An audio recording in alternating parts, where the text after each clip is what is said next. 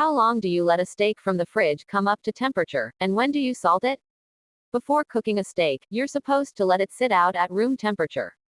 You're also supposed to salt it. What is the proper timing for these steps? How long do you let the steak come up to temperature, and how long before you cook it do you salt it?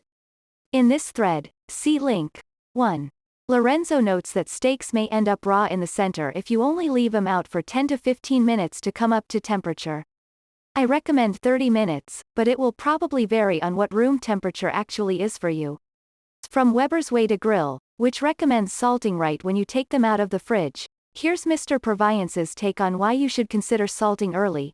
It's true that salt draws moisture toward itself, but over the course of 20 to 30 minutes that's a good thing, because the salt begins to dissolve into that little bit of moisture. When the steak hits the hot grate, you create a delicious crust.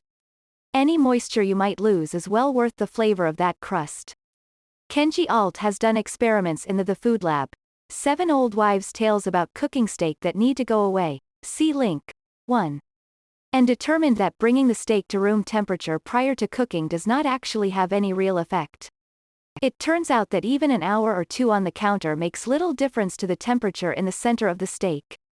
The limiting factor for browning is the evaporating all of the surface water so that the temperature can rise above 212 F, 100 C due to the significant energy required for evaporation. The energy required to warm the steak from refrigerator temperature becomes insignificant. On the other hand, when and how you salt does make a difference in the quality. The best options are to salt at least 40 minutes before cooking, or right at the time of cooking. The reason is that if you salt 40 minutes ahead, the salt dissolves, and then the juices are reabsorbed.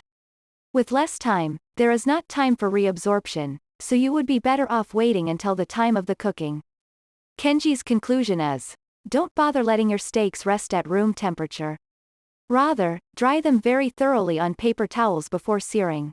Or better yet, salt them and let them rest uncovered on a rack in the fridge for a night or two, so that their surface moisture can evaporate.